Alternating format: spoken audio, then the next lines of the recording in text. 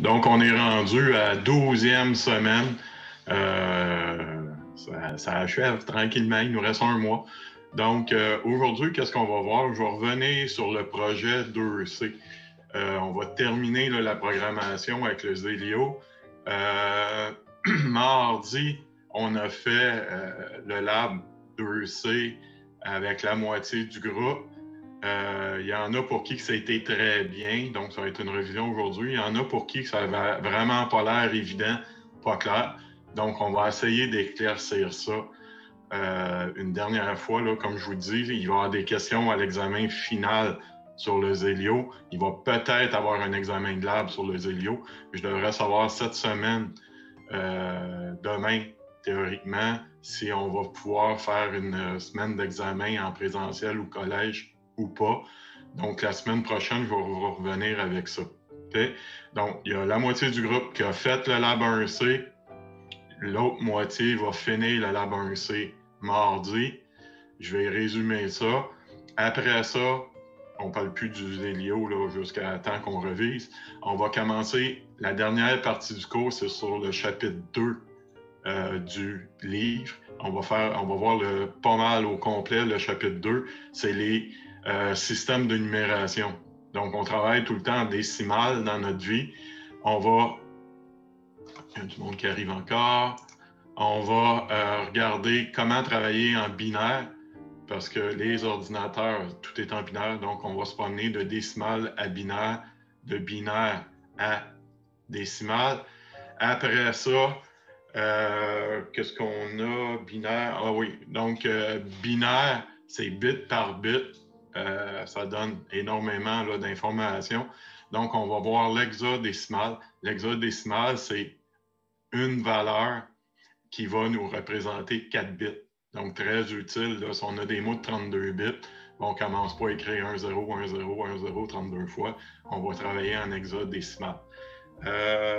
Donc, on va voir comment passer de hexadécimal à binaire, de hexadécimal à décimal. Donc, on va faire tout plein de conversions aujourd'hui. Ça va être un peu plus fun, là, pas juste théorique. On va avoir quand même pas mal d'exercices à faire. On devra avoir le temps aussi, on va regarder les codes ASCII. Donc, quand on tape un texte, tout ça, ben, c'est des lettres. Mais qu'est-ce qui est sauvegardé dans votre fichier Word? C'est des codes binaires. Ben, ça ressemble à quoi, ce code binaire-là? Vous avez peut-être déjà vu ça. Ça va être une révision. Sinon, on va regarder ça. Donc, on commence. On va aller voir pour le projet 2C. Ceux qui l'ont fait, qui l'ont compris, ben, OK, ça sera pas long. Puis pour les autres, écoutez attentivement. Là, j'ai vu qu'il y en avait plusieurs là, qui peinaient. Là, ils savaient plus ou moins qu'est-ce qu'ils faisaient. Donc, on va résumer ça. J'espère que... Monsieur? Oui. Oui, le 2A, on vient de le faire, hein? Le 2A, le 2C, c'est le lab qu'on vient de faire, oui. Ah, OK, ouais. OK, ouais. Parce que moi, je suis en train de suivre votre cahier de lab là, que vous avez donné au début de la session. Oui, mais le 2A, c'était le programme. OK. Juste le programme de base. Le programme qu'on a pris là, pour nos équations pour MO, MF, MC. Ah, OK, ça, c'est 2A. OK. Ça, c'est le 2A. Le 2B, c'était de faire le montage du convoyeur. Le 2C, je vous demandais de rajouter un mode d'opération. Ça, c'était pas vraiment dans le cahier. Puis, je vous demandais 3 items avec des compteurs et des temporisations. Okay, donc, c'est ça qu'on allait faire à la fin du lab. Pardon, je vais juste aller partir mon Bluetooth. Là, il est là. Il ne voit pas. iPad. OK, ça c'est correct ici.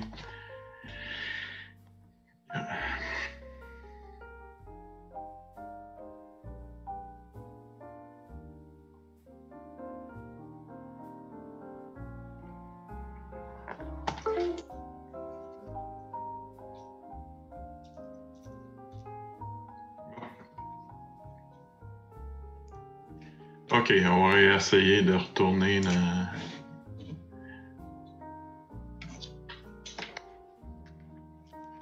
Excusez-moi, j'avais parti mon Bluetooth, mais il l'a perdu. Je ne sais pas qu'est-ce qui arrive avec ça. Ah. On y retourne.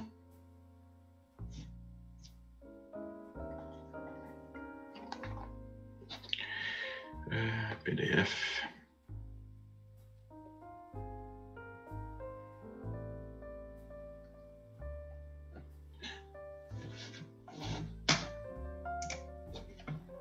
OK.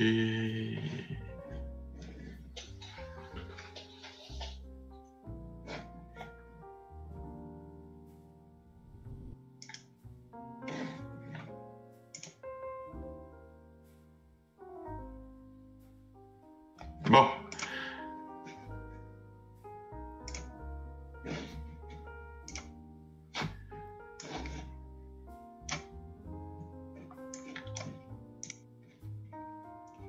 OK, je suis en train de me refaire de la place. On va l'avoir. OK, donc c'est... on regarde le projet 2C.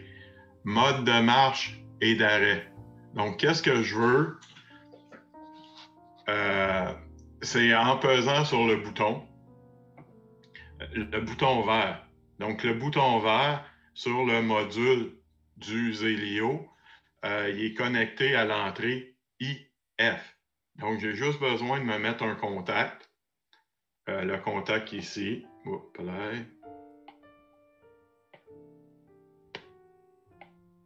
Voyons. Le contact qui est ici, je relie à IF. Puis qu'est-ce que je m'en viens faire? Je m'en viens faire SM1. OK, qu'est-ce que c'est SM1? Le S, c'est pour 7. 7, ça veut dire le mettre à 1. Ça veut dire que M1 va être mis à 1, puis ça va rester à 1. M1, c'est quoi? C'est une valeur binaire qui est en mémoire. Donc, c'est mémoire 1. OK? Donc, si on regarde ce que ça vient faire que quand je pèse sur IF,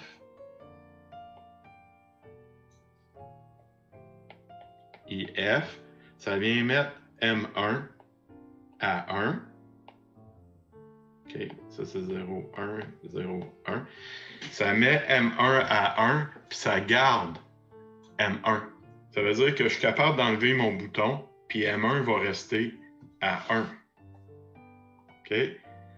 Si j'avais pris une bobine ordinaire, si j'avais juste pris un crochet comme ça, marqué M1, ben ça c'est 7 M1, tandis que avec un crochet M1, il aurait suivi IF. Ça veut dire que j'aurais pesé sur le bouton vert, il aurait mis en mode de marche, j'aurais enlevé mon bouton vert, puis il n'y aurait pas eu de maintien. Ça veut dire qu'avec le S que j'ai là, ça me permet de faire un maintien. OK?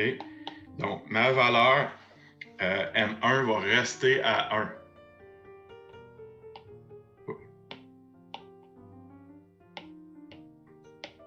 OK, on va juste redessiner ça mieux, là. Donc, je pèse sur le bouton vert, qui est IF. Ma valeur M1 va venir à 1 et va rester à 1. Donc, qu'est-ce que je dis? Après ça, si je pèse sur le bouton rouge, je veux arrêter mon système. OK. Donc, si je pèse sur IE, qu'est-ce que ça va venir faire? IE, ça va faire RM1. RM1, c'est reset. Ça veut dire que ça va remettre mon maintien à 0. Donc, tant aussi longtemps que je ne pèse pas sur IE, M1 va être là. Quand je vais peser sur IE, M1 va revenir à 0. Okay? Donc, il est parti avec IF, puis il est arrêté avec IE. Donc, ça, je dis, c'est mon mode de marche. Je pèse sur le bouton vert, je me mets en mode marche, je pèse sur le bouton rouge, je me mets en mode arrêt. Qu'est-ce que je vous demandais? Je disais, allez allumer la lumière verte quand je suis en mode de marche. Donc, qu'est-ce qui me dit que je suis en mode de marche? C'est M1. Donc, si j'ai M1, je m'en viens allumer le voyant vert. OK? Le voyant vert, il est connecté sur la sortie 8 de l'automate. Ça a été fait par les techniciens. Je disais, si je suis en mode arrêt, ben c'est quoi le mode d'arrêt? C'est mon mode marche, barre. OK? Donc, je n'ai pas besoin de deux variables ici. Donc, si j'ai mon mode M1, ça veut dire que je suis en marche. Si je n'ai pas M1, ça veut dire que je ne suis pas en marche. Pas en marche, ça veut dire que je suis en arrêt. Ben, si je suis en arrêt, qu'est-ce que je m'en viens faire? Je m'en viens activer Q9. Okay? Donc, les 4 premières lignes de mon programme, c'était juste pour les modes d'opération. Je pèse sur le bouton vert, je me mets en mode marche. Je pèse sur le bouton rouge, je me mets en mode d'arrêt. Si je suis en mode de marche, j'allume la lumière verte. Si je suis en mode d'arrêt, j'allume le voyant rouge. OK? On continue. Donc, ça, c'était la première partie. Qu'est-ce qu'elle va venir changer dans notre partie 2A, m'excuse? On avait nos trois équations pour MO, MF, MC. MC reste pareil, sauf, qu'est-ce que je suis venu mettre? Je suis venu mettre un contact, M1. Qu'est-ce que ça signifie, ça? Ça dit, OK, mon convoyeur va pouvoir marcher si j'ai pas A et j'ai B, ou j'ai C et pas D, et que je suis en mode de marche, et que j'ai M1. Ça veut dire que si je ne pèse pas sur mon bouton vert, ça ne pourra pas partir. Pour que ça marche, il faut que j'aille peser sur mon bouton départ. Ça va faire partir MC. Donc, je dis MC reste tel quel, sauf je suis venu rajouter M1. Si on s'en va lire, si on s'en va lire l'énoncé dans 2C, ça disait si j'ai un chariot en A à l'entrée de la mine, ben qu'est-ce que je veux faire? OK, si je m'en viens voir ici. Si j'ai un chariot en A, je veux ouvrir le sas pour 6 secondes. Donc ça, qu'est-ce que ça vient faire? Le 6 secondes ici, je dois prendre un timer, une variable T. OK? Quand j'ai un timer, on doit y aller par chronogramme. Donc, je dis si j'ai A qui arrive à 1, donc mon détecteur A à l'entrée de la 1, qu'est-ce que je veux venir faire? Je veux ouvrir le SAS, donc ça c'est MO. Donc, je vais ouvrir le SAS tout de suite, puis je veux faire ça pour 6 secondes. Donc, ça me prend un TT, donc je m'en viens écrire T1. Donc, si j'ai A, je m'en viens chercher TT. Je clique à droite sur la bobine ici, ça va aller dans Paramètres. Puis, il va y avoir tous les chronogrammes de mes différentes temporisations.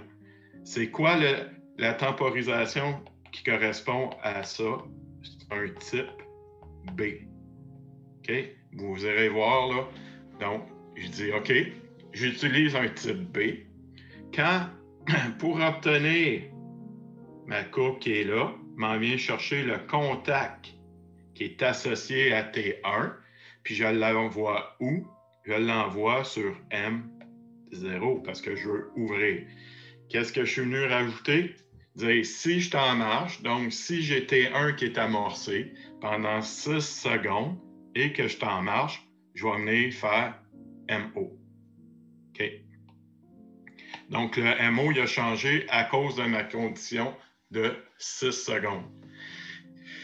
Ici, MF, bien là, ça va venir changer MF. Ma condition pour fermer, c'est après 6 secondes. Donc, je n'ai plus besoin du détecteur D. On peut j'ai plus besoin de mes conditions avec les détecteurs. Donc, le plus simple, c'est de dire, quand je ne suis pas MO, ben, quand ma porte n'est pas ouverte, qu'est-ce que je veux? Je veux avoir MF. Okay? Donc, MF, la porte est fermée tout le temps, sauf quand j'ai MO, sauf pendant ces 6 secondes-là. Ben, si MO vaut ça, MF correspond à quoi? MF correspond à MO bar. C'est le contraire. Donc, je suis venu mettre dans mon ladder ici, MO bar. Donc, si je suis pas, j'ai pas la commande d'ouverture, ben, je vais fermer mon SAS. Est-ce que c'est correct? Quelqu'un qui peut me répondre? Oui, c'est quoi Chrome? Je ne suis pas sûr de comprendre. OK. Avez-vous une question? Qu'est-ce que vous ne comprenez pas? Soyez plus précis de dire « je ne comprends pas ». C'est difficile pour moi. Je ne comprends pas la partie de que le MO devient MO bar. OK. Donc, on va y aller différemment. On va défaire.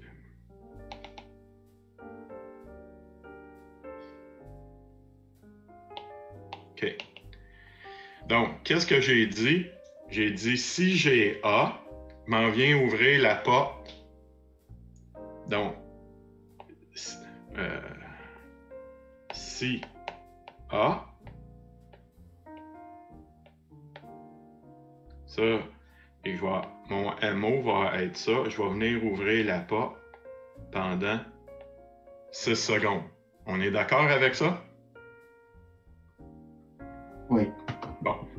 Ben, si ma porte n'est pas ouverte, qu'est-ce que je veux? Qu'elle soit fermée? C'est logique. Ma porte est soit ouverte ou elle soit fermée. Ouais. Donc, je dis simplement ici, je suis venu dire si ma porte, si j'ai pas MO, ben qu'est-ce que je veux faire? Je veux faire MF. C'est juste ça. Donc, j'ai plus besoin de mes équations que j'avais faites dans l'autre, parce que dans l'autre, ça disait s'il arrive à A, j'ouvre la porte, puis quand il arrive à D, je referme la porte. Là, ici, ma condition a changé pour aller ouvrir la porte. Je dis, s'il arrive à A, j'ouvre la porte pendant 6 secondes.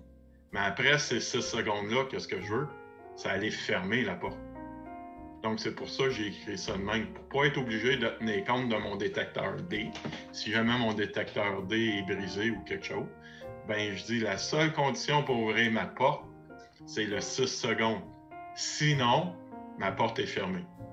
Donc, c'est ça que j'ai écrit ici. Donc, si je n'ai pas MO, je vais aller fermer ma porte. Plus clair ou? Ouais. OK. Donc, on va continuer. La dernière partie que je demandais, je suis venu rajouter des compteurs et un clignotement. Donc, il y a du monde qui arrive, il arrive tard. On va les faire rentrer. OK. Donc, qu'est-ce que je veux? Les compteurs et le voyant jaune. Si on s'en va voir l'énoncé que j'avais demandé. Donc, si j'ai 10 chariots à l'intérieur de la mine, allumez le voyant lumineux jaune. Ça, on va faire ça. Par exemple, si je suis limité à une certaine quantité de chariots, ben, je vais avertir à l'opérateur, fais attention, là, t'es entre 10 et 15. On peut s'en servir aussi pour faire l'entretien. Dire à toutes les... J'ai mis 10, là, ça pourrait être à tous les 100 chariots, aller graisser la porte. OK? Donc, je dis à l'opérateur, tu as une lumière jaune, va faire l'entretien. Si jamais il n'a pas été rendu à 15, bien là, j'ai dit, là, ça clignote. Il avertit plus fort mon opérateur. OK? Donc, je donne un avertissement moyen. Puis après ça, je lui donne un avertissement un peu plus sérieux. Donc, je fais clignoter la lumière. Donc, ici, qu'est-ce que j'ai de besoin? Bien, j'ai besoin de savoir quand est-ce que je suis rendu à 10 chariots. Pour pouvoir faire ça, ça me prend un compteur. OK? Ici, j'ai pris C1. J'ai besoin de savoir quand est-ce que je suis rendu à 15 chariots. ben, j'ai pris le compteur 2. OK? Puis, j'ai besoin de faire clignoter. Pour pouvoir faire clignoter, ça prend un T, un timer. Puis, j'ai pris T2 parce que j'ai pris T1 tantôt pour mon 6 secondes. À quoi que ça ressemble au niveau programmation? Ben, j'ai dit quand il y a 10 ou 15 chariots à l'intérieur de la mine. Ben, c'est quoi l'intérieur de la mine? C'est mon détecteur D. Donc, je dis, mon chariot est rentré. Qu'est-ce qui me dit qu'il est rentré? C'est le détecteur D. Parfait. J'ai pris CC1. Si vous vous rappelez, quand je fais C, ça fait le compte plus 1. Donc, je fais incrémenter. Donc, à toutes les fois qu'il va y avoir un chariot qui va passer devant D, mon compte ici va prendre le compte qu'il y avait avant, puis il va rajouter 1.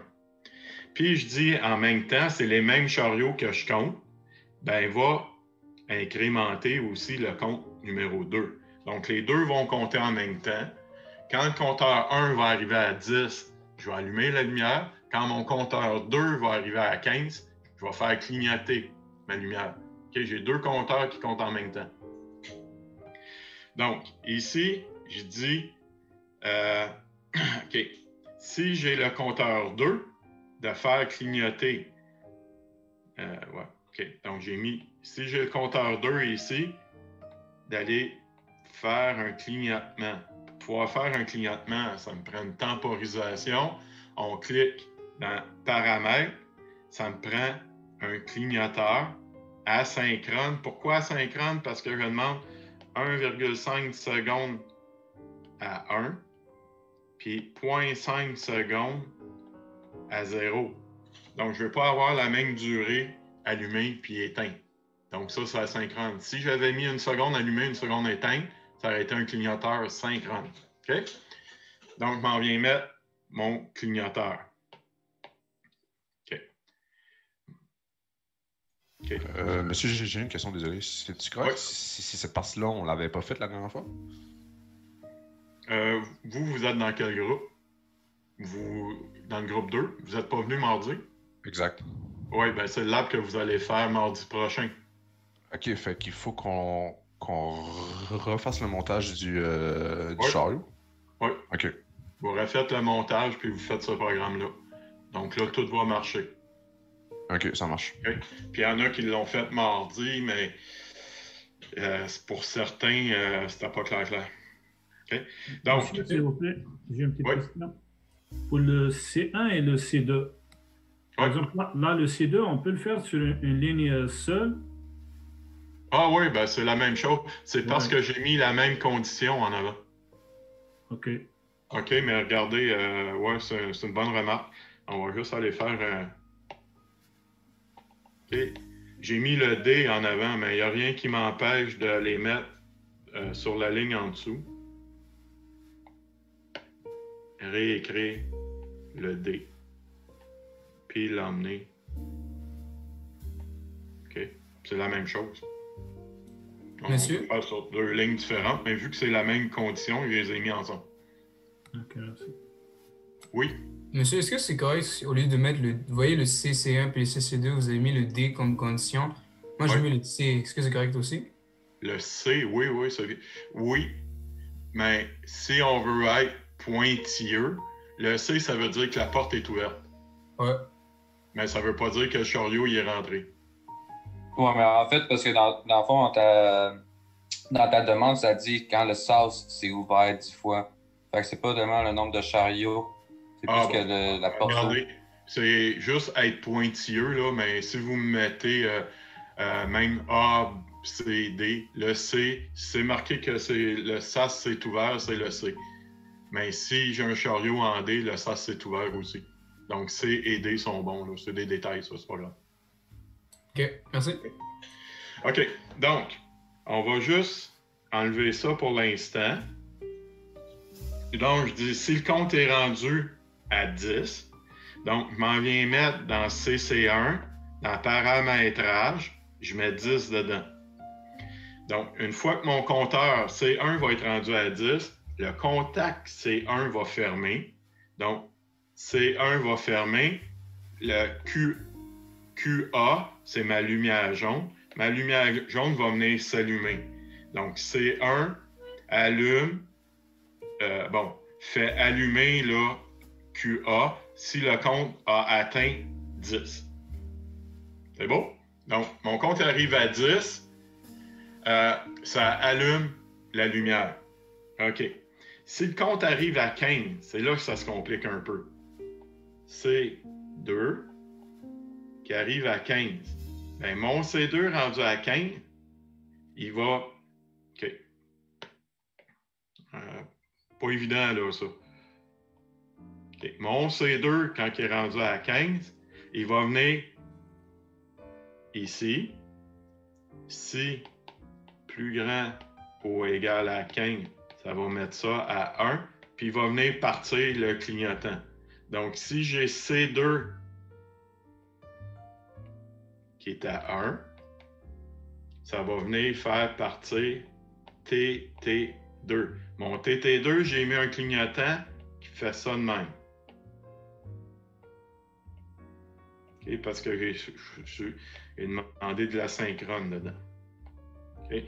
1 seconde et demie ouvert, 0.5 arrêté, puis il clignote de même tant aussi longtemps que j'ai C2 en avant. Donc, c'est la ligne qui est ici qui me permet de faire ça. Donc, j'ai dit, si c'est C2 qui est égal à 1, pour avoir C2 qui est égal à 1, il faut que le compte soit supérieur ou égal à 15. Ça fait partir T2. T2, c'est mon clignotant. OK. Si j'ai pas C2, si C2 est plus petit que 15, OK, ben mon TT2 va être à 0. OK, ça c'est C2 plus petit que 15. Donc, pour que TT2 marche, il faut que C2 soit plus grand que 15. C'est la condition de fonctionner. OK. Là, moi, je veux venir faire clignoter la lumière. Si je m'en viens mettre T2. T2 ici. Qu'est-ce qui arrive? Ben, si le compte était à 10, ça ici, ça va venir à 1. OK, on va effacer un peu. Ça, c'était pas clair pour tout le monde. OK. Donc, je mets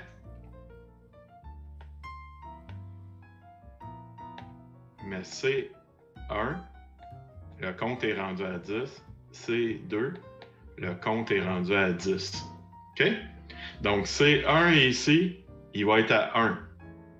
OK? T2, vu que le compte est plus petit qu'à 15, si je m'en viens mettre T2, il va être à 0. Qu'est-ce que ça va faire quand mon compte va être rendu à 10? Ma lumière est supposée de s'allumer. Mais là, elle n'allumera pas à cause du T2. Puis là, il faut que je mette T2 si je veux que ça clignote, vu que c'est la même lumière. Donc, j'ai C1 qui dit « allume à 10 », puis j'ai T2 qui dit « clignote quand tu es rendu à 15 ». Bien, qu'est-ce qu'il faut que je fasse? Je veux avoir 1 sur T2 quand c'est rendu à 10. Donc, je suis obligé de prendre T2 bar. T2 bar, qu'est-ce qu'il va faire? Il va avoir 1, puis après ça, il va s'en aller à 0. OK, j'inverse mon T. Donc, il va clignoter, mais au départ, il va me donner un 1. Pour que, quand j'arrive à 10, OK, donc si je prends barre, si mon compte est à 0, bien, je vais avoir 0 ici, puis je vais avoir 1 là. Ma lumière, elle ne s'allume pas. Si j'arrive à 10, lui va venir à 1, Lui est à 1, ma lumière va s'allumer. Elle ne clignotera pas encore. Okay? Quand est-ce qu'elle va se mettre à clignoter? Quand ça arrive à 15. Bien, quand il va arriver à 15, lui, ici, il va se mettre à clignoter de cette façon-là. Non, pas correct. Excuse. Il va venir se mettre à clignoter de la façon que j'ai dessinée en bas. Donc, il va venir faire 1 seconde et demie, une demi, 1 seconde et demie, une demi, 1 seconde et demie. Moi, qu'est-ce que j'ai demandé? C'était 1 seconde et demie allumée, puis 1 seconde et demie éteinte. OK? Donc, il va falloir que je vienne inverser mes valeurs. Il va falloir y dire que T off, c'est 1,5, puis T on, c'est 0,5.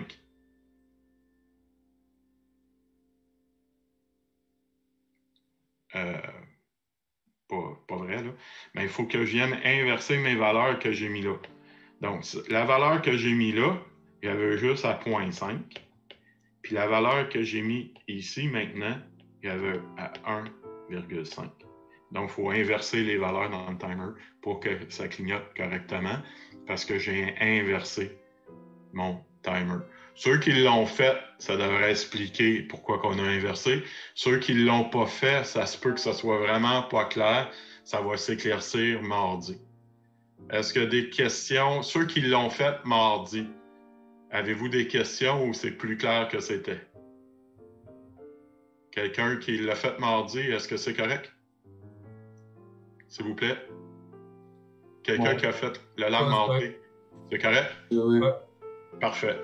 OK. Ceux qui vont le faire mardi, faites-vous-en pas. Ça se peut que cette partie-là soit relativement floue. Ça va s'éclaircir, puis vous me poserez des questions si jamais c'est pas clair. Il restait juste un petit détail. Je ne pensais pas passer autant de temps là-dessus. OK. Il me reste juste un petit détail. Je disais, prévoyez la remise à 0 de vos compteurs. Comment qu'on fait ça? Bien, il nous reste un bouton. Il nous reste un bouton sur l'automate. Donc, j'ai mis le bouton jaune. Il n'est pas jaune pantoute, hein? Il est noir. Je m'excuse. Il nous reste le bouton noir sur l'automate. Donc, on a pris le vert pour partir le système. On a pris le rouge pour l'arrêter. On a le bouton noir. Si je pèse sur le bouton noir, je vais remettre à 0 mes compteurs. Donc, je fais, pour remettre à 0, c'est R, c'est 1. R, c'est pour remise à 0. OK. Ou reset. Quand je dis reset, c'est 1, ça veut dire que le compte dans le compteur va automatiquement être remis à 0. Et tant j'ai un bouton puis j'ai mes deux compteurs, je les ai mis ensemble. Comme votre collègue disait tantôt, j'aurais pu faire pour mettre la ligne ici, puis aller remettre un IG ici, puis le faire sur 2 lignes, c'est la même chose. C'est bon? Donc, on devrait être en mesure de faire correctement là, le prochain lab. Puis, pour ceux qui l'ont fait mardi, ben, ça devrait éclaircir pas mal qu'est-ce qu'on a fait. C'est beau? OK.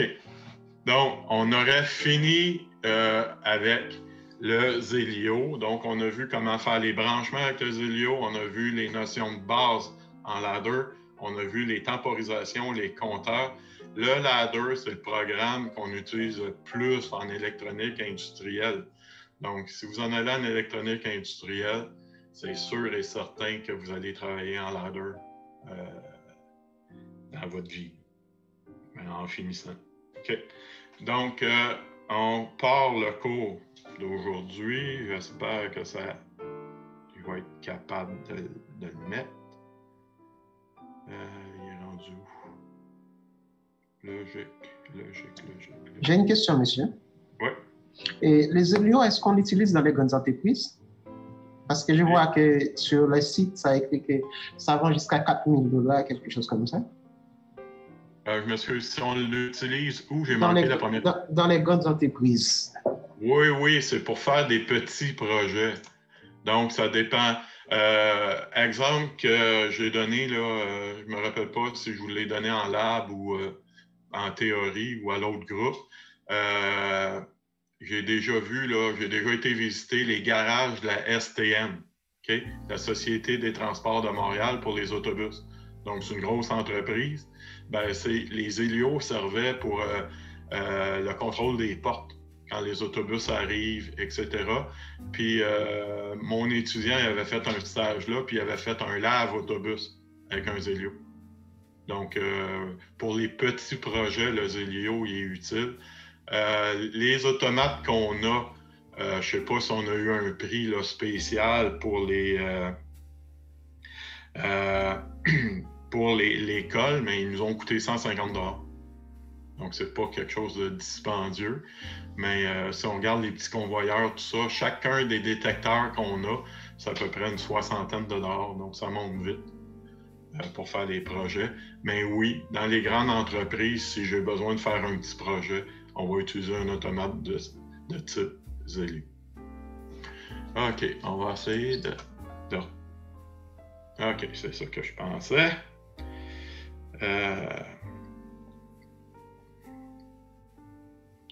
OK, on va réessayer de retourner dans mon share screen.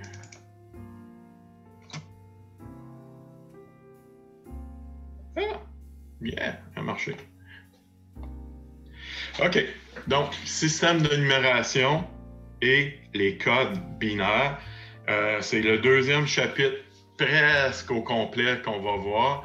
C'est page 51 à 110. Comme je vous dis, ça c'est très bien expliqué dans le livre, c'est beaucoup plus théorique, mais on va faire énormément d'exercices qu'on peut faire. OK. Qu'est-ce qu'on est habitué dans notre vie? On travaille en décimales. Décimales, c'est quoi? C'est en base 10. OK? Donc, si je vous dis... j'ai un exemple en bas. OK? Donc, en base 10, c'est que mon premier chiffre que je m'en viens mettre,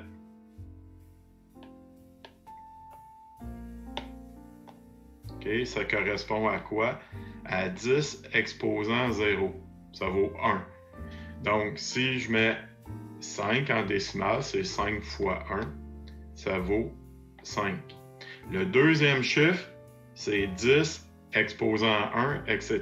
Donc, c'est pour ça qu'on dit 10 à la x.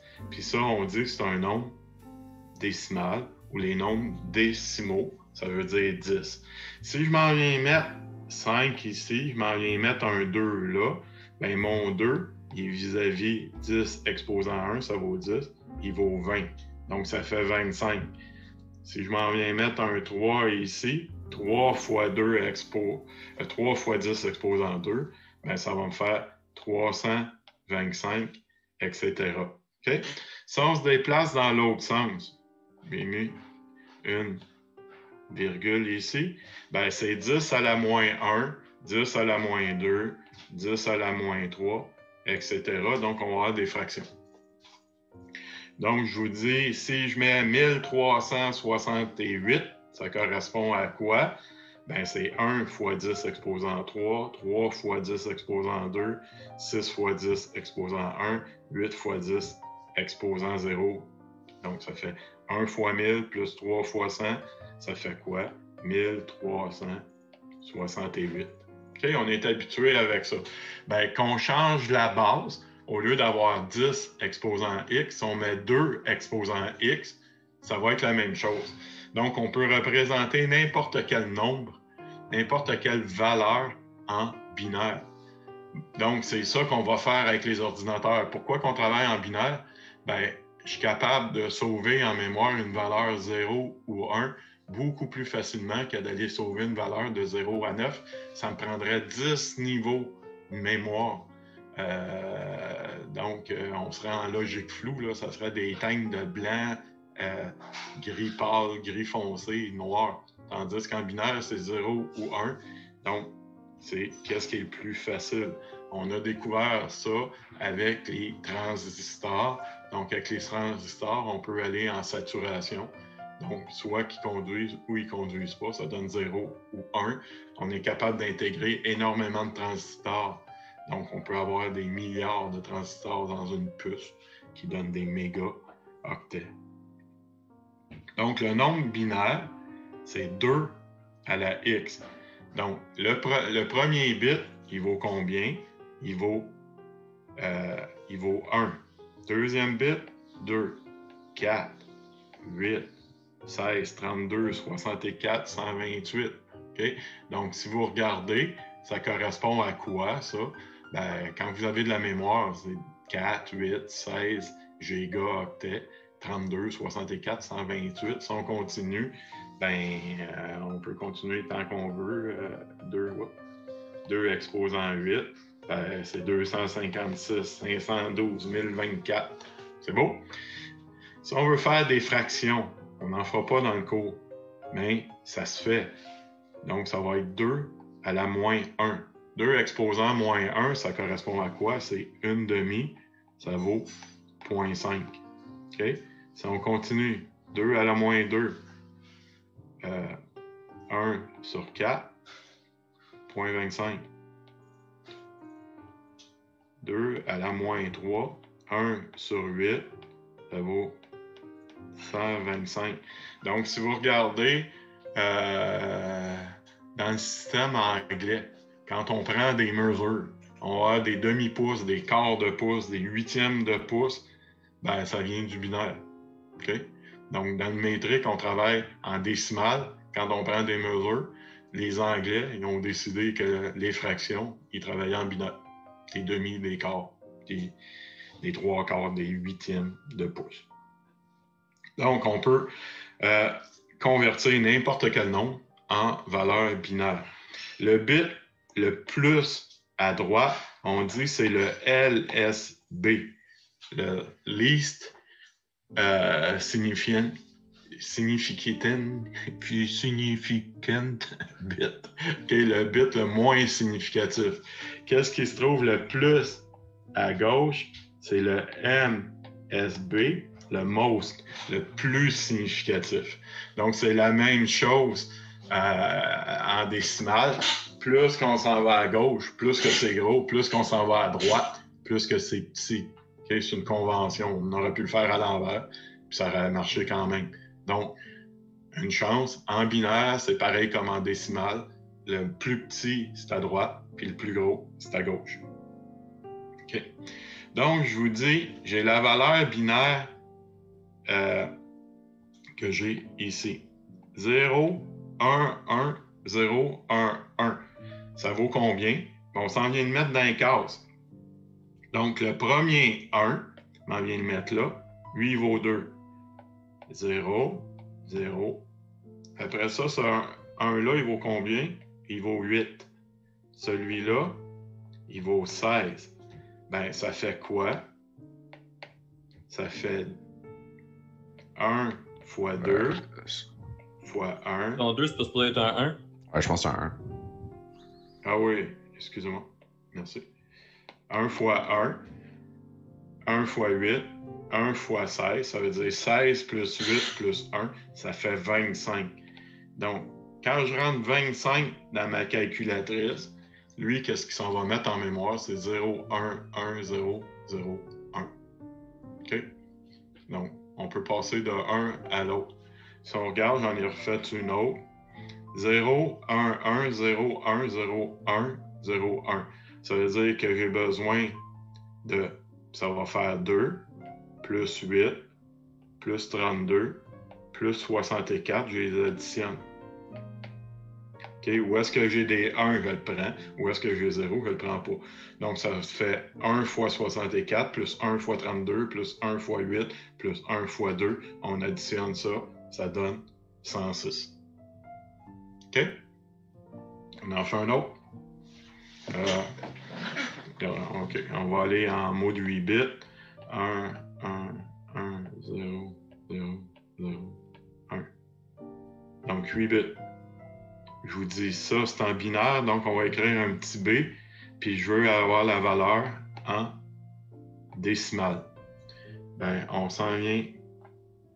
OK. On s'en vient prendre notre tableau.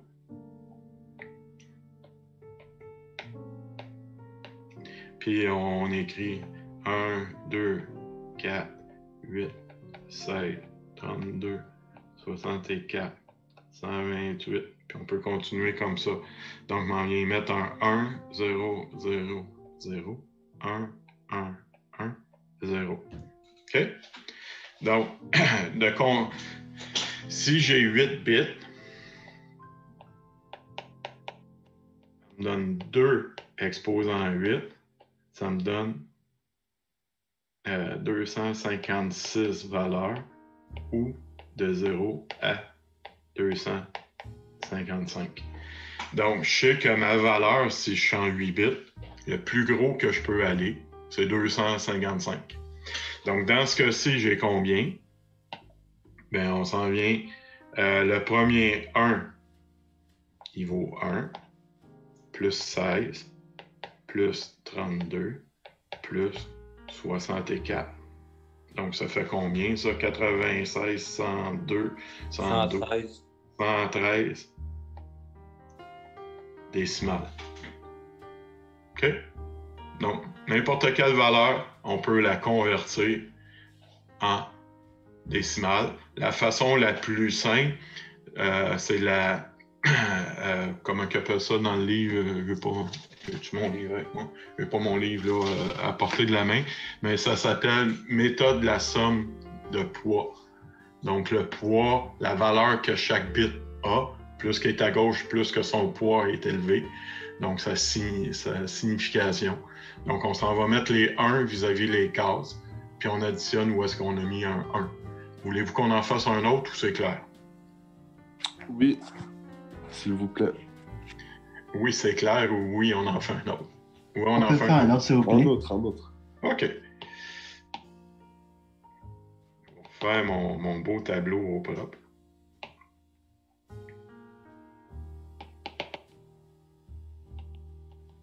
Mon beau tableau en haut. On va se servir de mon tableau que j'ai là. OK. Combien qu'on peut mettre? N'importe quoi. Bon, on va travailler de 0 à 252. Qu'est-ce qu'on peut dire aujourd'hui? On est le 17, le 19. Ouais, 19.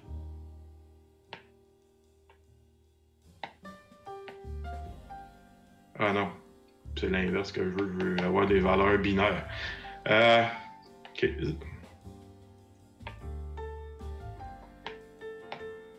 0, 1, 0, 0, 0, 0, 1, 1, 1. Oh, j'ai été trop généreux. OK, on va travailler en 8 bits. Donc, j'ai 100 binaires. Qu'est-ce que ça me donne en décimales? J'attends une réponse. Ça ne devra pas être trop long. 67. Ouais. Donc, 67 décimales. D'où qui vient mon 67? J'ai le 1, le premier bit. Le deuxième bit, il vaut 2.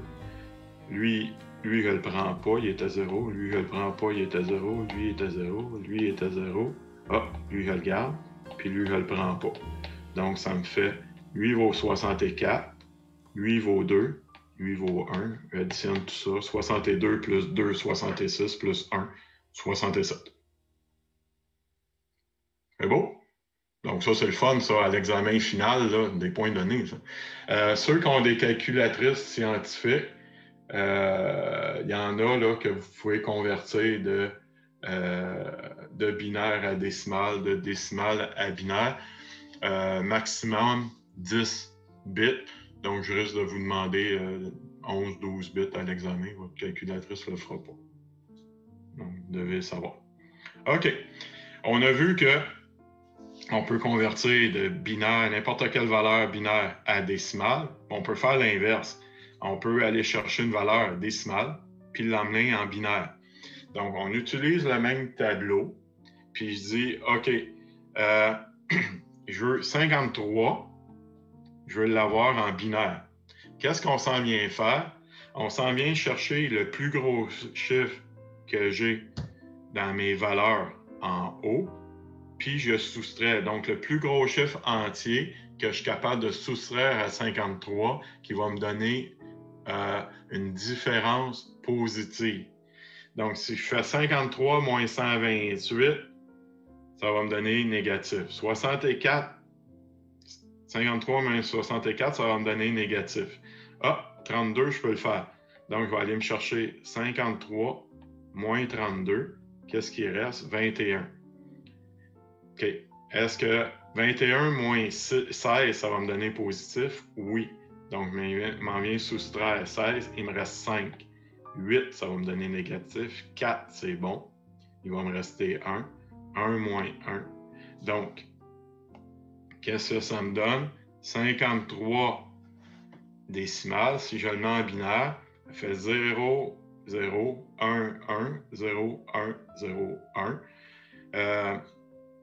Donc, si vous avez votre calculatrice là, avec une touche binaire, pour entrer 53, c'est qu'une bin.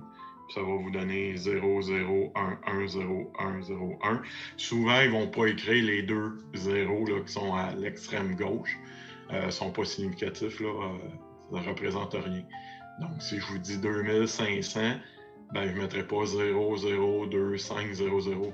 Okay? Donc, les zéros qui sont à gauche, je n'ai pas besoin d'y mettre. Je commence où est-ce que le premier est 1. À moins que je vous dise, mettez-moi ça dans un mot de 8 bits. Ben là, c'est important de représenter chacun des 8 bits. C'est beau? On a fait d'autres. Ouais, bon, exactement qu'est-ce que je viens de vous dire. J'anticipais. Donc, on va travailler avec des octets. Donc, toujours avec des mots de 8 bits. Des mots de 8 bits, comme je vous ai dit tantôt, 2 exposant 8, ça fait 256. On va aller de 0 à 255.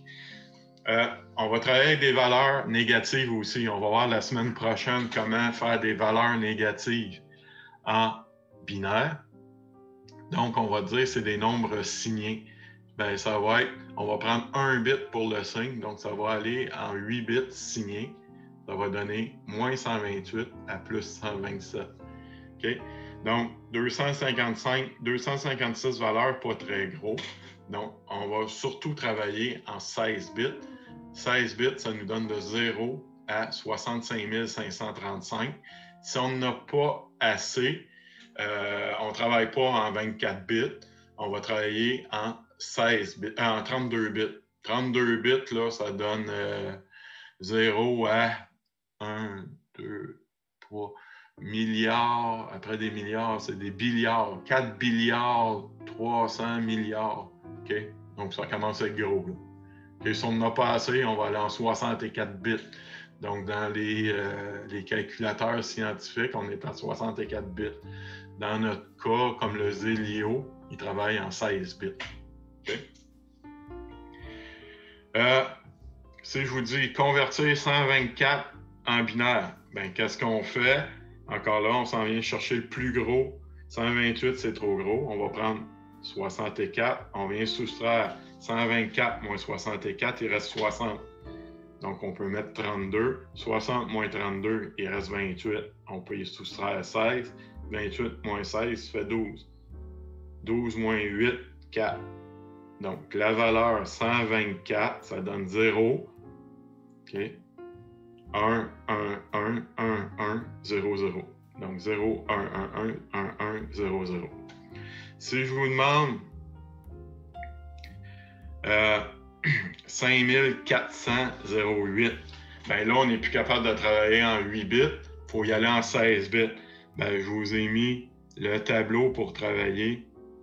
Tableau ici pour travailler en 16 bits. Donc, 5407, c'est quoi le plus gros qu'on peut aller soustraire pour avoir de quoi de négatif? On arrive ici à 4096. Donc, je fais 5407 moins 4096, il me reste 1300. Donc, lui, il est trop gros. 1024. Donc, lui, je le garde. OK? Je prends mon 1311 moins 1024. Il va me rester 287. Donc, Donc, lui, il est trop gros. 256, 287 moins 256, il me reste 31. Donc, 128, c'est trop gros. 64, c'est trop gros. 32, c'est trop gros. Ah, le 16, je vais le garder. 31 moins 16, il me reste 15. Je vais prendre 8, plus 4, plus 2, plus 1. Ça veut dire que 5407, ça correspond à quoi? On va représenter en bloc de 4 bits pour avoir une référence. Sinon, ça devient trop compliqué. Donc, c'est 5407. Si vous rentrez ça dans la calculatrice, lui, il rentre 0001, 0101, 0001, 111. OK? Donc, ça prend pas mal de valeurs binaires, mais on est capable de représenter n'importe quelle valeur. Donc, on peut passer de binaire à décimal, de décimal à binaire. OK. Oui. Les D puis les B minuscules, ça, il faut les rajouter à chaque fois ou c'est juste pour la nationale? Oui, parce que là, on va travailler en hexadécimal. Le 5407, il pourrait être en hexadécimal ou il pourrait être en décimal. Donc, c'est important de le mettre. OK? Comme l'autre, le nombre là, que j'ai mis en binaire, ben, ça pourrait être un nombre décimal, ça. OK, ça donnerait quoi? Un billion, 101 milliards. OK? Ben, ça pourrait être du décimal. Donc, c'est important. Quand on fait des conversions ici d'unités comme ça, il faut écrire à côté en quoi qu'on est. OK, mais ça, on le met genre à la fin, genre qu'on a fait tous nos calculs? Oui, on ne met pas ça tout le long. Okay, je vais juste dire que mon 5407, c'est du décimal, puis à côté, c'est en binaire. OK, merci. Okay. On s'en fait un autre? On va s'en faire un autre. Pas trop compliqué. On va dire... OK. 500... 500. Décimal. Mettez-moi ça en binaire. Ben, qu'est-ce que j'ai de besoin ici? Il faut aller le plus loin possible. Donc, 2... OK, on va aller voir nos exposants, là, savoir d'où ça vient. 8 bits, je suis capable d'aller jusqu'à 255. Tu vois, quasiment c'est arrangé. Donc, je suis capable d'aller faire ça avec un mot de 8 bits. On va aller voir. On va aller chercher nos 8 bits à quoi qui correspondent. OK. Donc, 1, 2, 4, 8, 16, 32, 64, 128. Donc, si on est dans... Ça marche pas, ça. Et tu dis 8 bits, hein? Ça marche pas, ça. Je m'excuse. Non, ça, il faut ton autre pour avoir 256, là. Ah, c'est 256 8 bits. J'ai besoin de 9 bits. OK, on va se rajouter un bit. 256. Donc, j'ai besoin de 9 bits pour me rendre jusqu'à 500. Essayez de me trouver ça. 500 ou 5000, monsieur? Pardon? Ah, OK, c'est 500, là. 500. OK. C'est un D. Il est pas beau, hein? On va mettre un. 500 décimales, je vais l'avoir en binaire. Pour pouvoir le rendre en binaire, ça me prend 9 bits.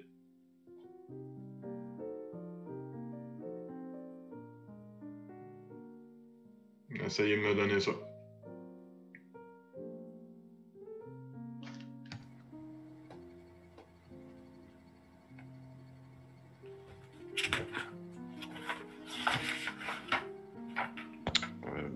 Je pense que ça donne 1, 1, 1, 1, 1, 0, 1. 1, 2, 3, 4, 5. Ouais. Non, ça peut pas être ça parce que le dernier 1. Il manque les 2 zéros à la fin. Ouais, à la fin, là. Les zéros à la fin. À la fin, ils sont importants. OK. Si je te dis 1 piastre ou 100 piastres, pas pareil. Ouais. Okay. Quand ça finit par un 1, une valeur, ça veut dire que c'est impair. Donc, un nombre pair, c'est sûr, ça finit par un 0. Okay. OK. C'est sûrement bon, là, ça ressemble à ça. On va l'essayer. Donc, je dis, je mets 1 ici. Ça fait 256, 128, 64, 32, plus 16. Ça, c'est 1, 2, 3, 4, 5, 0, 4, 0, 0. On additionne tout ça. Arrives-tu à 500? 256 plus 128, 382 et 382. On fait du calcul mental. Oh, ouais, ça marche. 96, 106, 112 plus 4. 394. Je me suis trompé à quelque part. En tout cas, ça fait 500. C'est beau? Avez-vous compris le principe? Yes. On a-tu besoin d'en faire un autre ou c'est bon pour tout le monde? On va en faire d'autres la semaine prochaine. Pardon?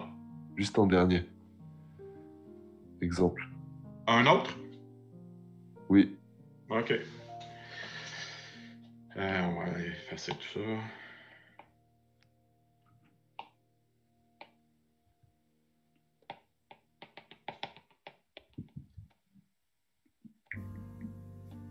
OK. Qu'est-ce qu'on met? On ira pas trop... tiens, on va aller... 1, 2, 3, 123. Je vais avoir ça en bin. OK? 123, j'ai besoin de 7 bits. Donc, on va dire en 8 bits. Donc, j'ai pas besoin de lui. 123 en binaire. Ça donne quoi?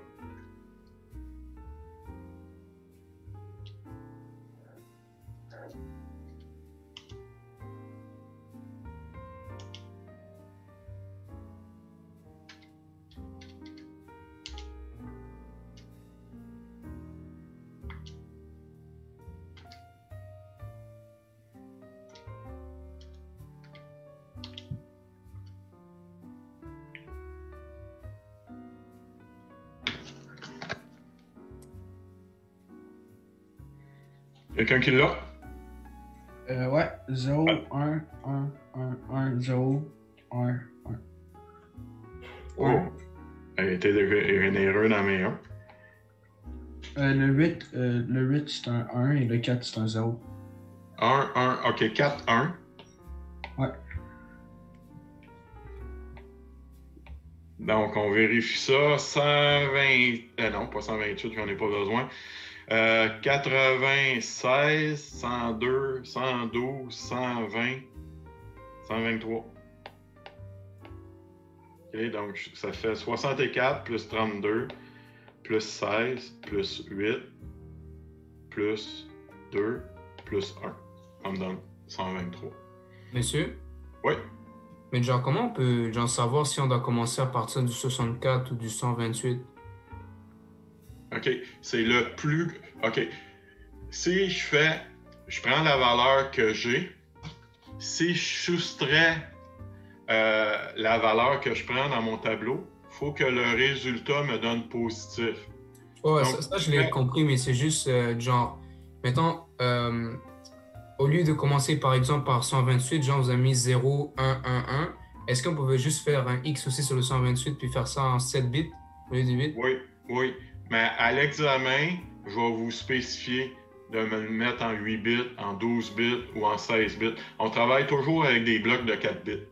OK. So, par exemple, si maintenant vous vouliez 9 bits, là on commence à partir du 256, c'est ça? Oui, mais je vous aurais demandé en 12 bits. OK. Puis si maintenant vous vouliez genre 4 bits, on commence à partir du 8, c'est ça? Exact. OK, merci. Donc, 4 bits, c'est ça. Je me refais un autre bloc de 4 bits, là, lui on l'a enlevé.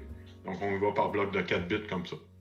Pour savoir jusqu'à combien qu'on peut aller, ben, c'est 2 exposant le nombre de bits que j'ai. Donc ici, 2 exposant 8, ça me donne 256. Donc le plus que je peux aller, vu que j'ai 0, c'est de 0 à 255.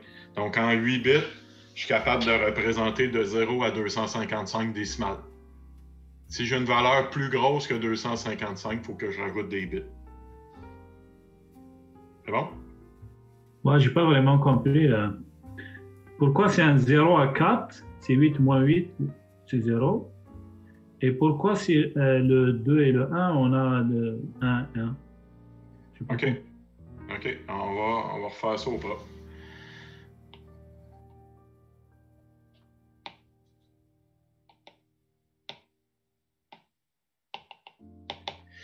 OK. J'ai 123 que je vais aller mettre en binaire. OK. Si je prends 8 bits, je suis capable d'aller jusqu'à 255. Donc, on va aller chercher 8 bits.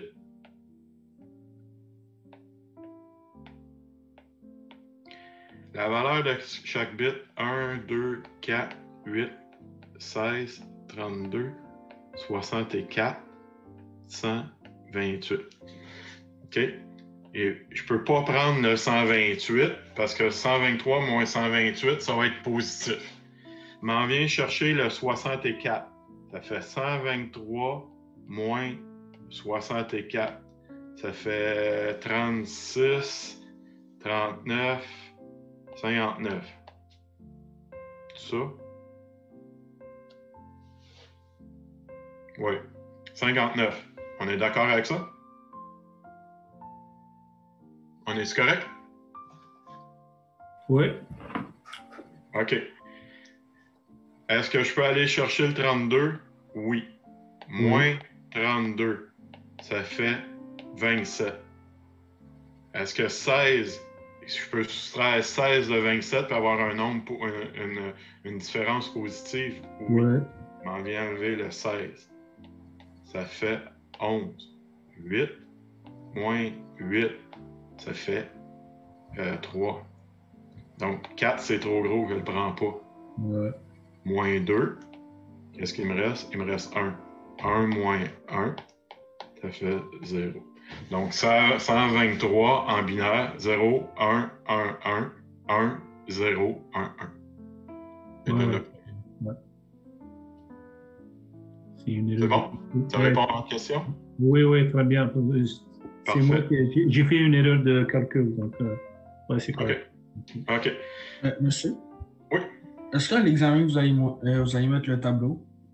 Non. Ok, non. Oui, c'est nous qui doit le faire. Okay. Mais mes examens, c'est à livre ouvert. Ah, ok, ouais. Et vous allez avoir les notes de cours. Vous allez avoir le livre, puis vous pouvez faire vos notes. Donc, je n'ai pas besoin de remettre le tableau. OK? Donc, si on a une valeur comme ça, puis je vous dis, vous devez rentrer les valeurs binaires dans l'automate, les risques d'erreur sont énormes. OK? Ça ne me tente pas de rentrer 16 valeurs. Donc, on va utiliser les nombres en hexadécimaux. Donc, ça, c'est le fun. Bon, qu'est-ce qui arrive? Plus capable. Ma tablette, elle a gelé. Allô? Bon. Pourquoi qu'elle fait ça? Je ne sais pas. Ah, oui. Excusez-moi, on va retourner pour voir. OK.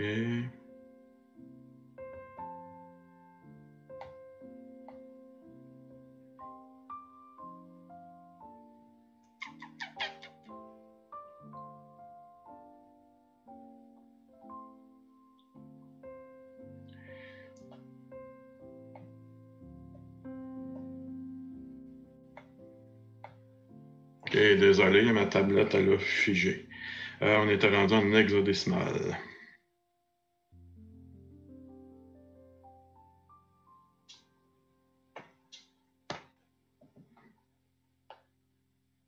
OK. En hexadécimal, hexa, ça veut dire quoi? Un hexagone, combien de côtés? Oh! 8? 6. 6. Donc, hexa, ça veut dire 6. Décimal, ça veut dire 10. 10 plus 6, ça veut dire c'est 16. Donc, en hexadécimal, mes valeurs, c'est 16 exposants X. Donc là, on ne travaille plus 2 en binaire, on ne travaille pas à 10, on travaille à la base 16. J'ai besoin de 16 symboles. Donc, mon décimal est de 0 à 9. Ça m'en fait 10. Puis, on va venir ajouter des lettres au bout, de A à F. Donc, ça m'en fait 10 plus 6. Ça fait mes 16 symboles. OK? Donc, c'est pour ça que sur l'automate, vous avez I0 à I9. Puis après ça, c'est quoi? C'est IA, IB, IC. Bien, ils sont en hexadécimal, mes entrées. J'ai 16 entrées. Donc, j'ai de I1 à IG. Parce que les autres ont dépassé. L'avantage de ça, c'est qu'une valeur hexadécimale, ça correspond à quoi? Ça correspond à 4 bits. Parce que 2 à la X pour me rendre à 16, c'est 2 exposants 4. Donc, hexadécimal, c'est 16 variables, bien, ça correspond à 4 bits. OK? Donc, au lieu d'aller écrire 4 bits, on met un nombre en hexadécimal. Donc, ça, c'est pas mal le fun. Ça nous fait des codes pas mal moins gros. On a 4 symboles au lieu d'avoir 16 bits. Vous avez le tableau ici. Ça risque d'être utile. OK. Donc, le principal avantage, chaque valeur représente 4 bits.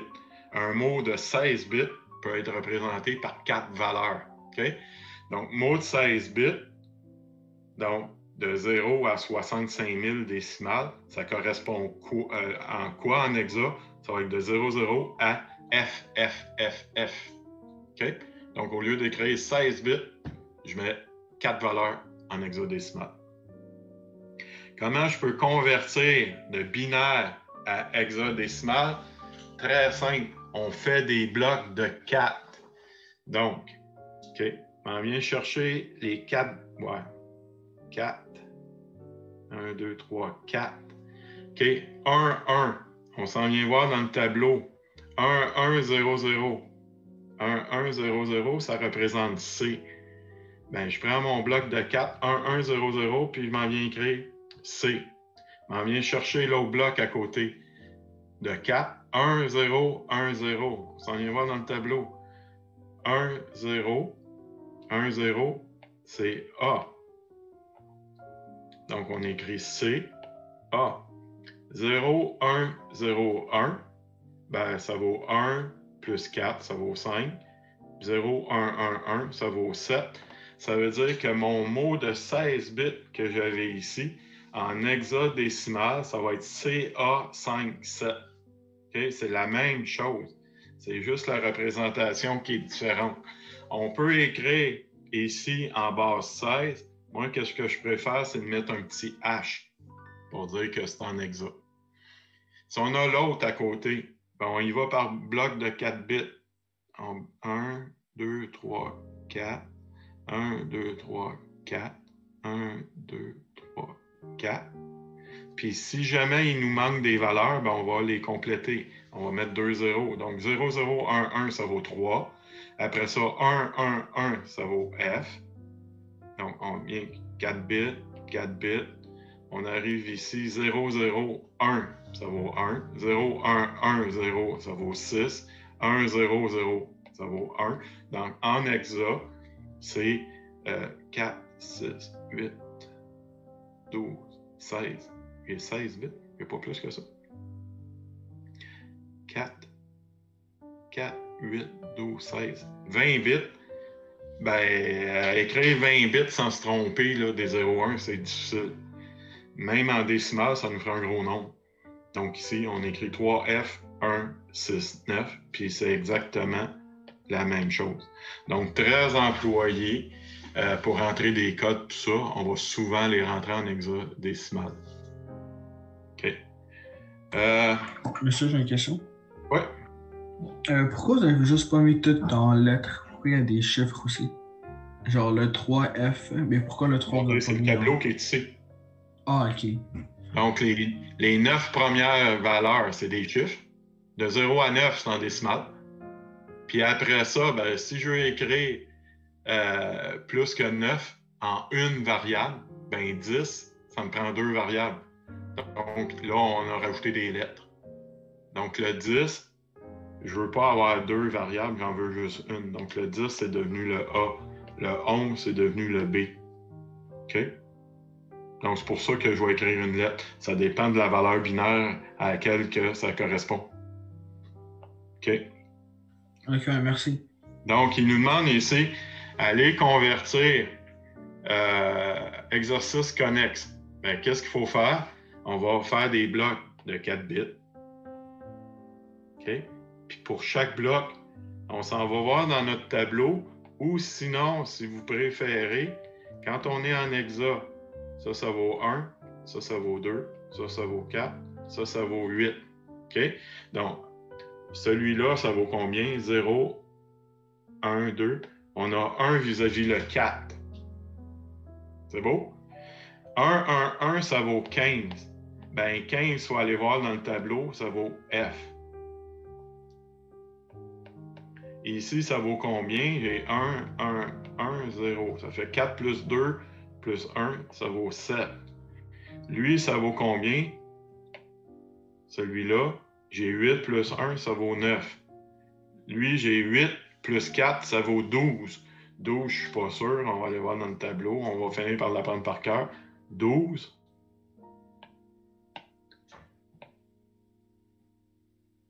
12, ça vaut combien? Ça vaut C. Donc, on s'en vient écrire C. Donc, en hexa, ces 20 bits-là, ça vaut 4 F 7 9 C. OK. Conversion de hexadécimal à binaire. Ben, qu'est-ce qu'on fait? Chaque valeur hexadécimale, ça vaut 4 bits. Donc, le 1, si je prends le 1, 0, A, 4 en hexa, chaque valeur hexadécimale vaut 4 bits. Donc, le 1, 0, 0, 0, 1.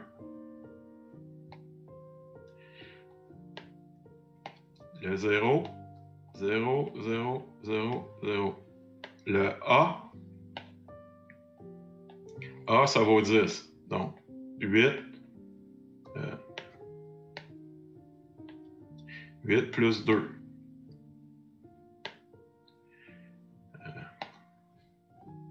Le 4 qui est là. 1, 2, 4, 8. 1, 0, 0. Puis ça fait ma valeur en binaire. On vient de le faire direct. Donc ça, là, c'est exactement ce que j'ai fait là. Si on regarde l'exemple B, je prends F, C, 1, 1, 0, 0, F, 1, 1, 1, 8, 1, 0, 0, E, 1, 1, 1, 0. Ça vient directement du tableau. Puis si on regarde, regardez comme c'est important ici, 9742, ben si j'ai écrit rien, si je le prends en décimale, c'est pas la même chose là, qu'en base 16. OK?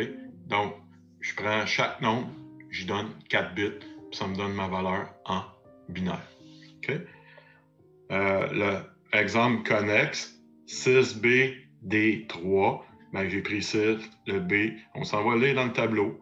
Je prends le 6, je vais voir c'est quoi les 4 bits qui correspondent, le B, le D, le 3, puis ça devient ma valeur binaire. C'est aussi simple que ça. Question? Voulez-vous qu'on en fasse un autre? Oui. Le 123 qu'on avait tantôt, c'était quoi ces chiffres déjà? Le 123, c'était en binaire. Ouais, je sais, mais c'était quoi les chiffres binaires qu'on avait pour le 123? Et où mon 123? Je sais pas, on va le rechercher. Il est-il encore? Ah, il est ici. Est-ce qu'on pourrait faire son hexa? Sa valeur en hexa? En hexa, ouais. Oui. OK, bonne question. 123 décimales, ça donne combien en hexa?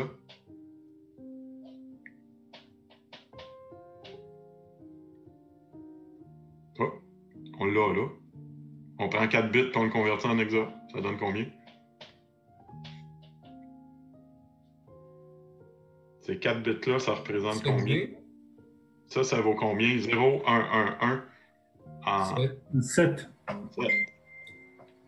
Ça vaut combien? B. 8, 10, 11. B.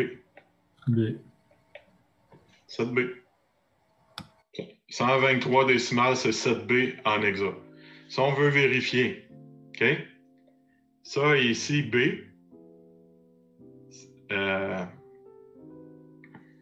OK. Ouais. En hexa, OK, on va faire de la place. OK, vous m'avez devancé un petit peu. C'est beau. Donc, on est capable de convertir 123 soit en binaire, soit en hexa. On peut se promener d'un à l'autre. C'est ça qu'il nous reste à voir. OK. Conversion de hexadécimal à décimal. Donc, faites attention. Si je prends la première case ici, ça vaut 1. 16 exposant 0. La deuxième case, c'est 16 exposant 1. La troisième case, 16 exposant 2, etc. Donc, si je vous donne 1C en hexa, ça vaut combien? Bien, 1C, ça veut dire que j'ai 12. Et 12 fois 16 exposant 0 plus 1 fois 16 exposant 1. 1 fois 16 exposant 1, ça fait 16. Plus 12 fois 16 exposant 0, ça fait 12. Ça veut dire que ça me donne 28. Donc, 28, c'est égal à 1C en hexa. OK? Si j'ai A85 en hexa, ben là, ça devient pas mal. J'ai A, ça vaut 10. J'ai 10 ici. J'ai 8 ici. Puis j'ai 5 là. Donc, c'est 10 fois 256 plus 8 fois 16 plus 5 fois 1.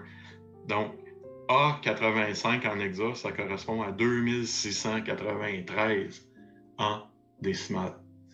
OK? Si j'ai 3B, E7, là, il faut faire attention. Plus qu'on augmente, le 3, là, il est dans la colonne des 4096. Donc, j'ai 3 fois 4096 plus 11 fois le B vaut 11. 11 fois 256 plus le E vaut 14. 14 fois 16 plus 7. Donc, si j'additionne tout ça, ça me donne 15 335. OK. On peut aussi convertir mes valeurs. Si on se mélange, là, on peut toujours passer par le binaire. Donc, je dis 128 en hexa, je vais avoir mon nombre décimal. Bien, 128, c'est facile de le convertir en binaire. Okay? C'est 1, 2, 8. Bien là, une fois qu'on l'a en binaire, on peut le reconvertir en décimal. Donc, 128 en hexa, c'est 328 en binaire. OK? Donc, je vous dis une méthode simple de convertir les nombres décimales, le nombre décimal en nombre binaire. Une méthode simple est de convertir le nombre décimal en nombre binaire et ensuite de reconvertir le nombre binaire en décimal. Donc, on n'a pas besoin de passer par la base 16. On peut y aller directement de décimal à binaire, de binaire en hexa. Donc, ici, je vous dis, on prend 673 décimales, puis je veux l'avoir en hexa. Bien, qu'est-ce que je vous propose? Je vous dis, OK, je prends 673, puis je le convertis en binaire.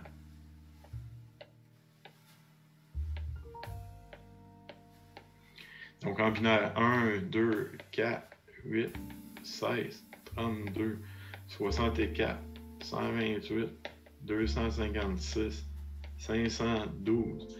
Donc, j'ai besoin de 512. Je fais 673 moins 512.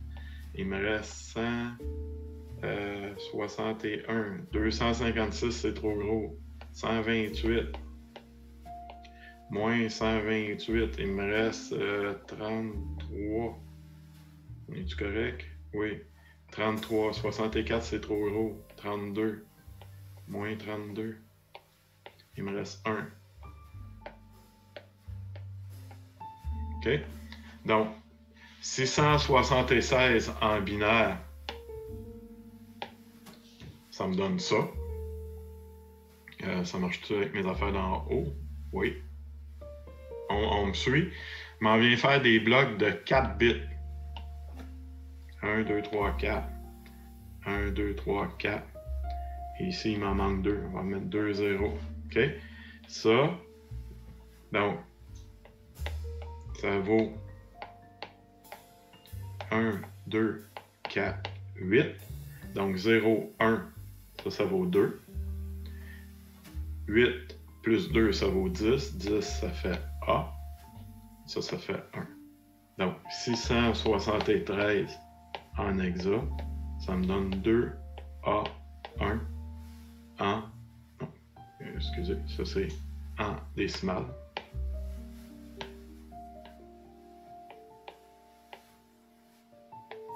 Ça me donne 2A1 en hexa.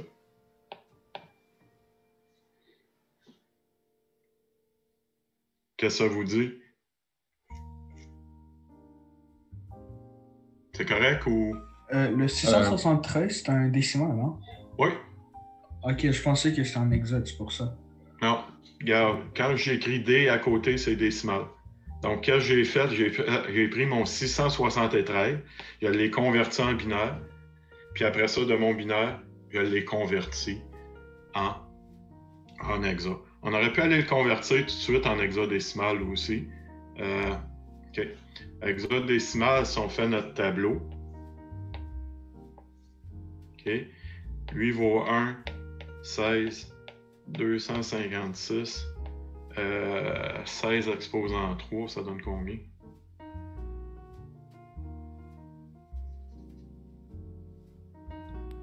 « 4096, c'est écrit.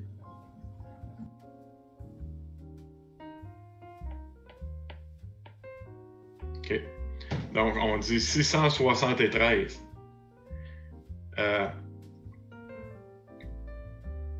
4096, ça ne marche pas. Il rentre combien de fois 256 dans 673? 2 fois. Donc ça me donne 512.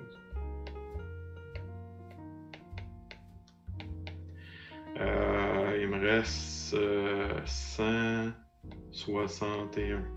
OK? 16. Donc je fais 161 divisé par 16. 10 points quelque chose.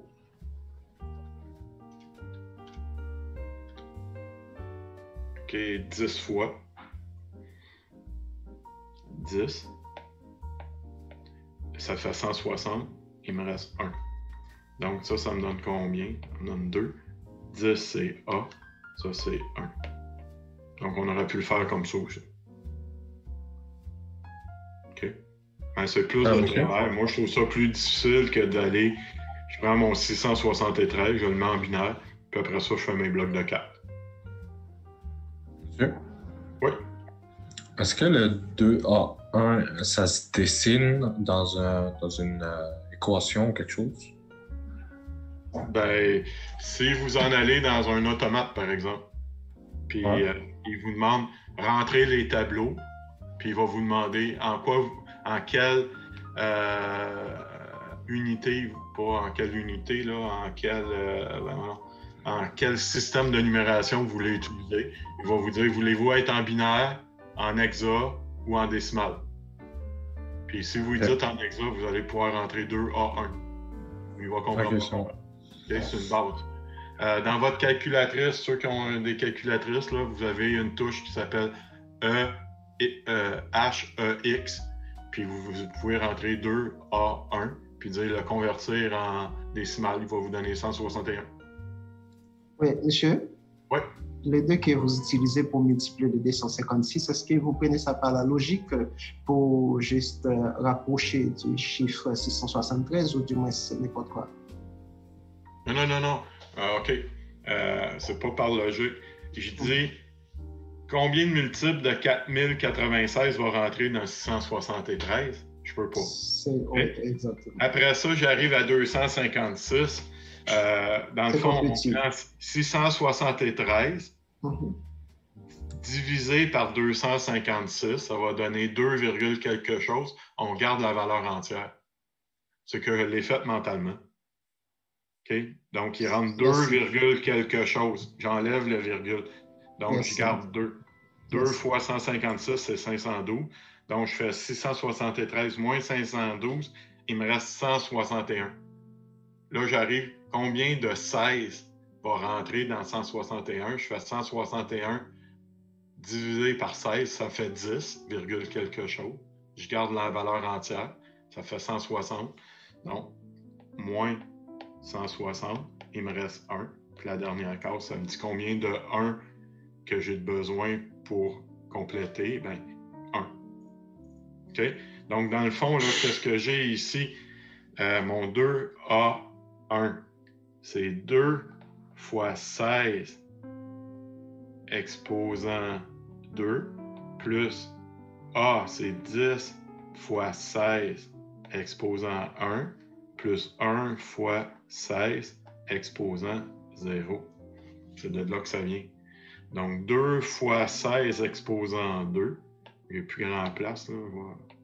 2 fois 16 exposant 2, ça donne 512 plus 160 plus 1. C'est ça que ça dit. Monsieur? Oui. Donc là, c'est pas comme tantôt on faisait des décimales à binaire. Là, genre, c'est semblable, mais là, on fait juste, genre, pour passer de décimale à hexadécimale, il faut dans le fond savoir le chiffre rentre combien de fois dans notre chiffre décimal, c'est ça? Oui, c'est un peu ça qu'on faisait tantôt, là, mais... Sauf que là, c'est juste savoir combien de fois il rentre, puis là, on écrit le chiffre, c'est ça? Exact. Ou sinon, qu'est-ce que je vous suggère? Prenez votre valeur décimale, convertissez-la en binaire, puis du binaire, convertissez-la en hexa. OK. OK, on en refait un autre, puis on a fini pour aujourd'hui. Ça vous va? On va en faire un autre.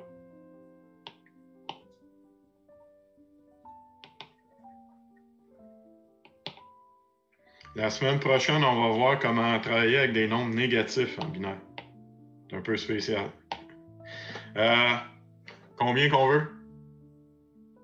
Tiens, on va dire... on va y aller gros.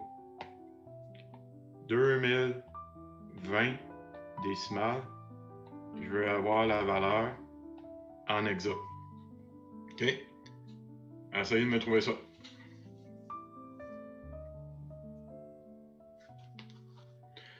Ma calculatrice qui le fait, mais je vais passer de lumière, non, ça. 2020 décimales.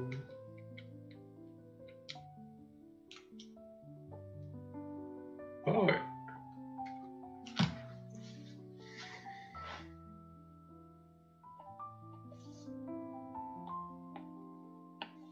Allez le convertir en binaire.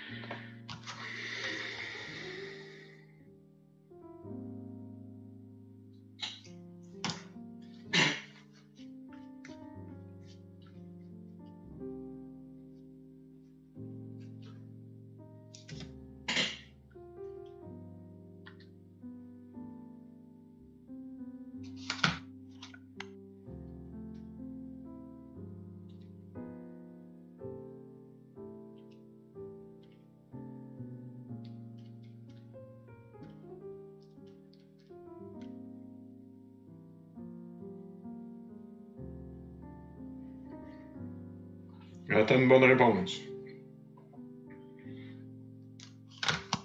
7E4.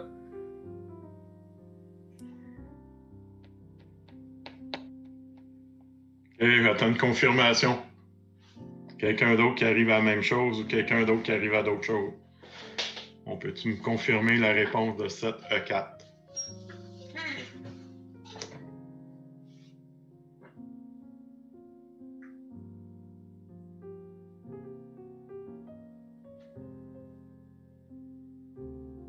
Ouais. Ouais. OK, on le fait. Donc, on regarde. Si je veux convertir en binaire,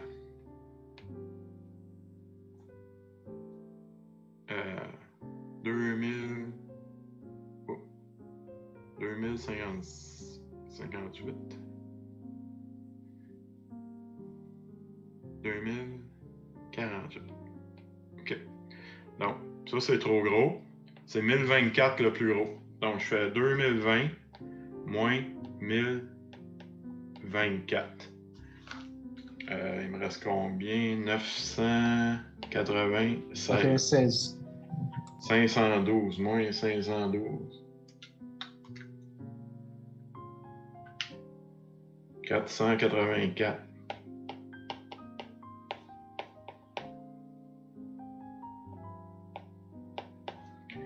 « 256 va y aller.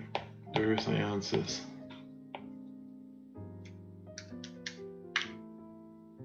228. Et on s'amuse?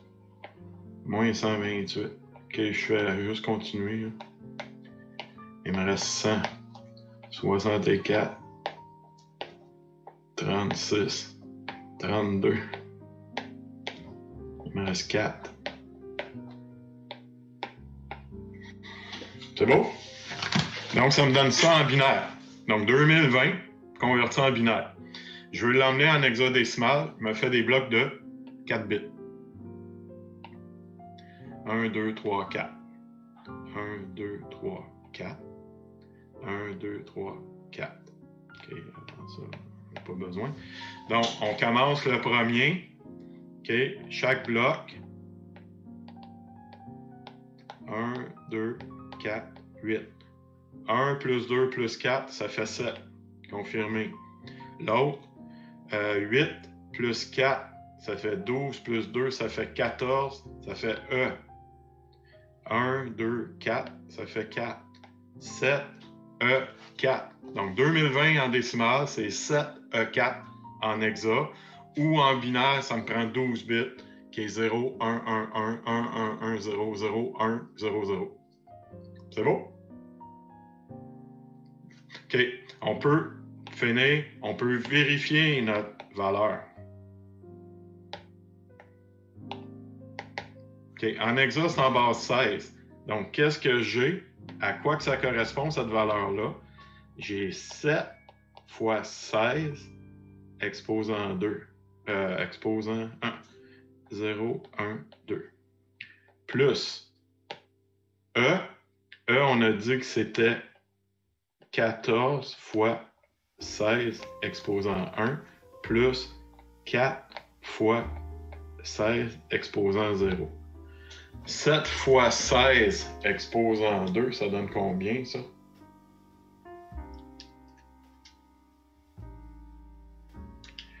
Euh...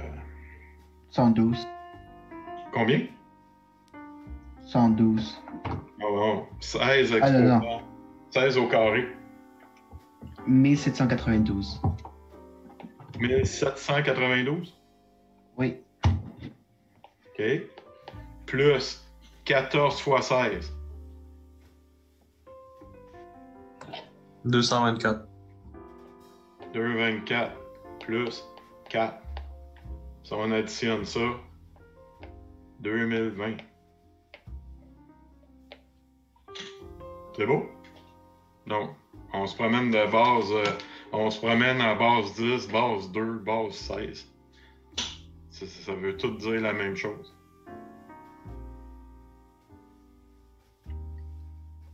Fait que techniquement, 7E4 peut être aussi 0,7E4.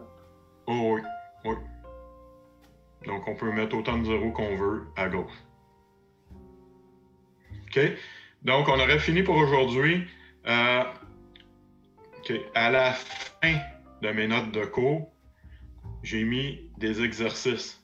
Donc, ça vous tente de pratiquer. Exercice de pratique. Convertir les valeurs décimales en valeurs binaires en décimales, valeurs binaires en valeurs hexa. OK, donc de A, B, C, D, E, vous pouvez les faire. Puis, je vous ai mis les réponses à la dernière page. Donc, vous pouvez pratiquer puis voir si ça va bien ou pas. Donc, on va continuer ça la semaine prochaine. Le gros morceau la semaine prochaine, comme je vous dis, ça va être de travailler avec des nombres négatifs. Ça, c'est le document que vous avez envoyé avant le cours? Oui, c'est les notes de cours là, que je vous ai mis aujourd'hui. Donc, dans les notes de cours, vous avez des exercices à faire à la fin. C'est bon? Okay. Bon. Mardi prochain, le groupe B, vous finissez le projet 2C. Puis le groupe 1, dans 2 semaines, on va commencer. Il nous reste un autre lab après le Zélio. Ça va être en porte universelle. Donc, pour moi, c'est beau. Je vous souhaite une bonne fin de journée. Monsieur? Oui? J'ai 2 questions. La première, c'est quand l'examen? Je ne sais pas. OK. On va savoir cette semaine si on va pouvoir faire en présentiel ou pas. On est supposé de savoir ça pour demain. Puis le rapport du projet, c'est quand est-ce qu'il faut vraiment? Ouais, ça, je vous l'ai déjà donné. Je crois que c'est pour le 15 décembre. OK, ça. Monsieur? Oui. Si l'examen n'est pas en présentiel, on va le faire sur Moodle? Non. Il va se faire en l'examen théorique va se faire au dernier laboratoire.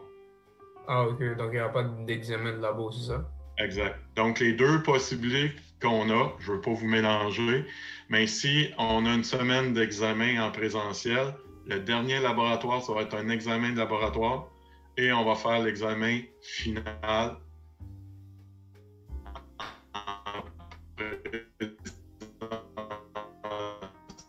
dans la semaine d'examen.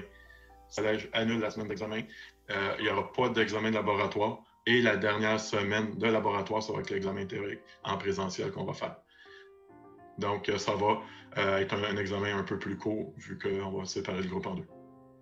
C'est bon? Mais je devrais avoir une réponse là-dessus pour le prochain cours.